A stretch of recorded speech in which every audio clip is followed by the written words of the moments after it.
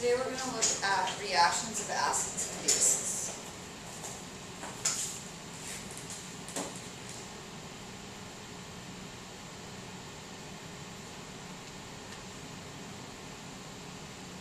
Okay, acids are characterized as tasting sour and ionizing in water to produce hydrogen ion. Okay, this is a very basic, I should say that. This is a fundamental definition of what an acid is. I'm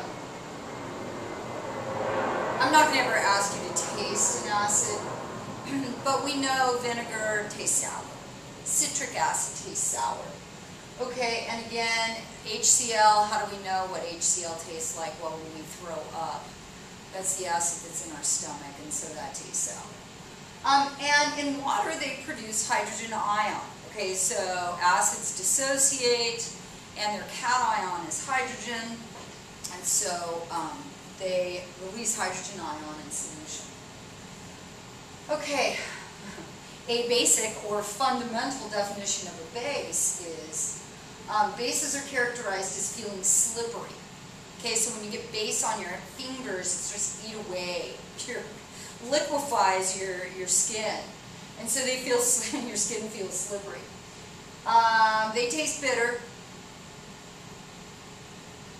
and they ionize in water to produce hydroxide.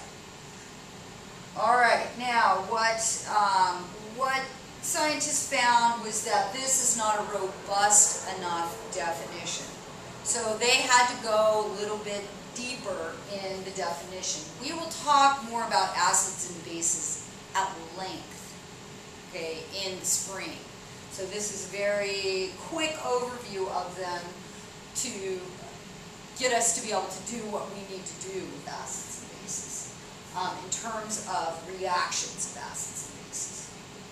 All right, so Mr. Bronsted came along and he proposed a broader definition for acids and bases.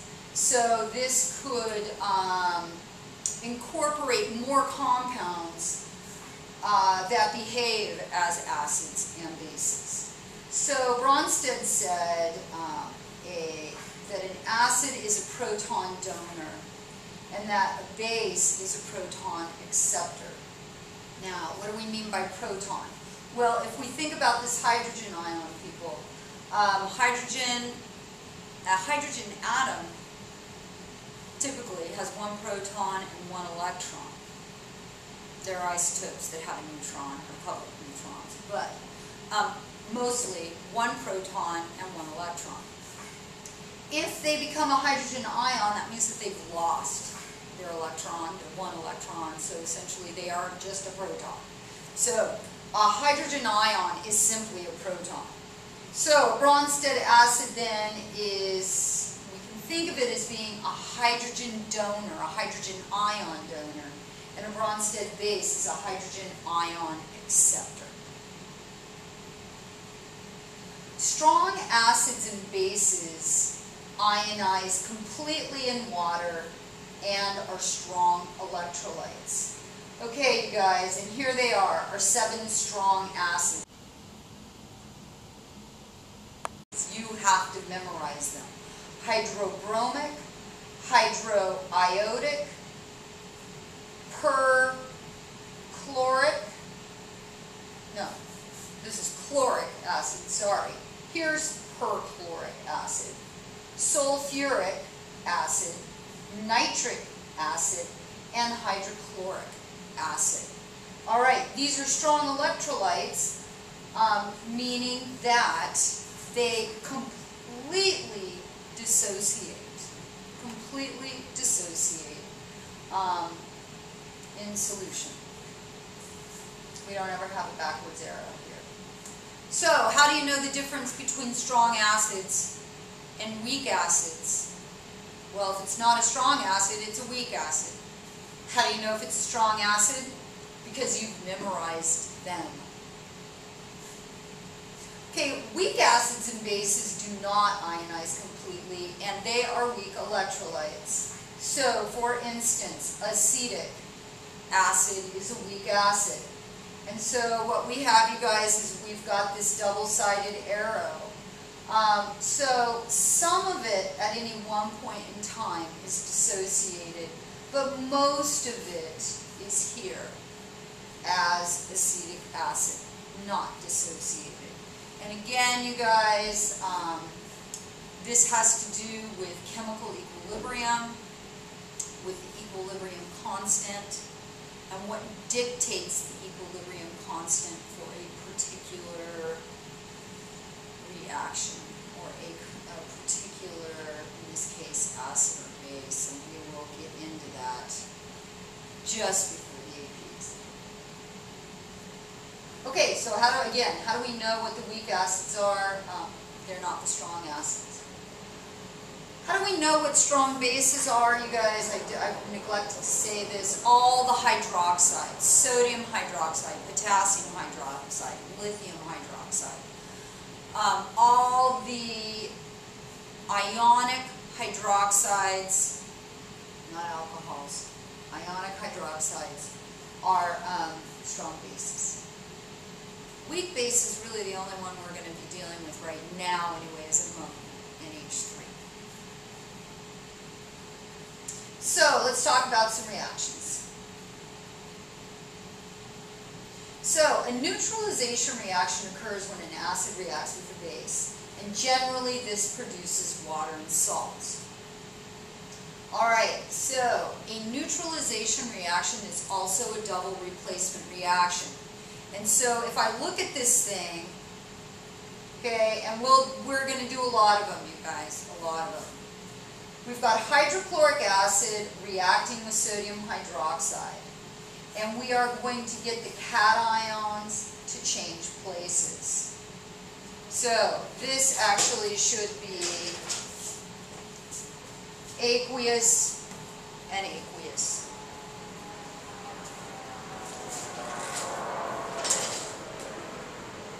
AQ and AQ.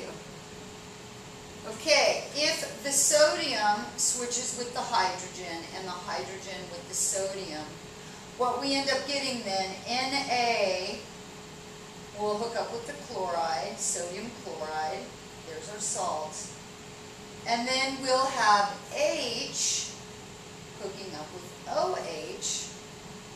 HOH is water, pure liquid. We've created or produced water. So acid plus base gives me water plus salt. Acid plus base gives me water plus salt. What does the complete ionic look like for this thing? It looks like this. We're going to split up our aqueous, split up our aqueous, split up our aqueous. This is our pure water. This is a liquid. This is not broken up into ions in solution, and so it stays together.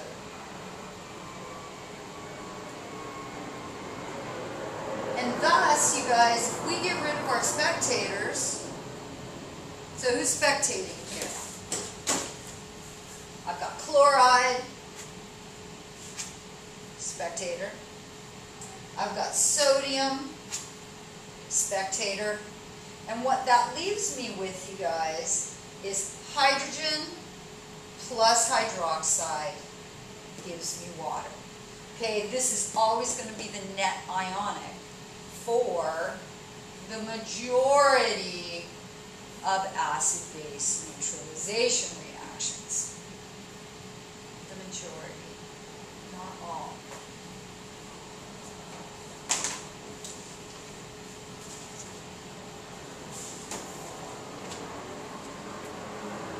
Acids react with carbonates and bicarbonates to produce carbon dioxide gas. Carbonates and bicarbonates act like bases. They are bases. They are hydrogen acceptors. And so, an example of this would be acetic acid.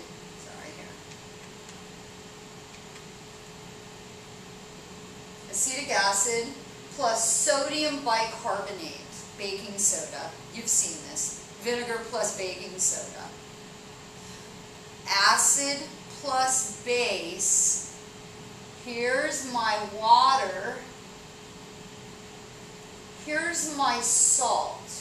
So again, we've got double replacement, but we also have an extra added feature. We have carbon dioxide gas. So an acid plus a carbonate or bicarbonate is going to give us a salt. Sodium is going to take the place here. Sodium acetate. Water and carbon dioxide gas. How do I know that? I do. I'm a chemistry teacher. And you're going to know it too by the end of the year for sure. Okay, what I want you guys to do is I want you to write the complete ionic and the net ionic for this, and I will look for it tomorrow in class.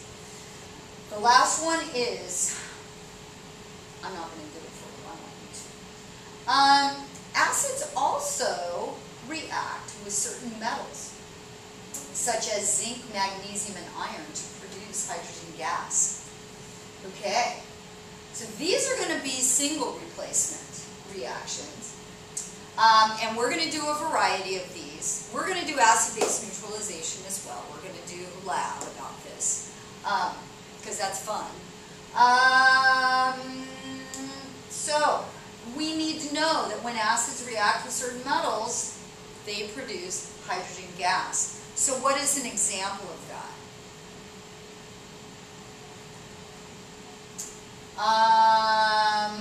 Hydrochloric acid reacts with zinc metal, so hydrochloric. By definition, you guys, acids are always aqueous. With solid zinc. And what we're going to have here is we're going to have a single displacement. So zinc is going to take the place of hydrogen to form some zinc chloride. Why do I need two of them? Because chloride has a -1 charge, zinc is +2, so I need two of them to electrically balance this. So it's going to take the chloride spot, it's going to take hydrogen spot, and we also get hydrogen gas. Okay, we're full of all kinds of loose ends here in this particular set of notes. Hydrogen gas, it's one of the magnificent seven. One of the magnificent seven. And I'm going to show you this on the periodic table tomorrow. But there are 7 elements that always exist as diatomic molecules, meaning there's 2 of them. Diatomic. What are the magnificent 7? Hydrogen, nitrogen, oxygen, fluorine, chlorine, bromine, iodine. Always exist as diatomic molecules.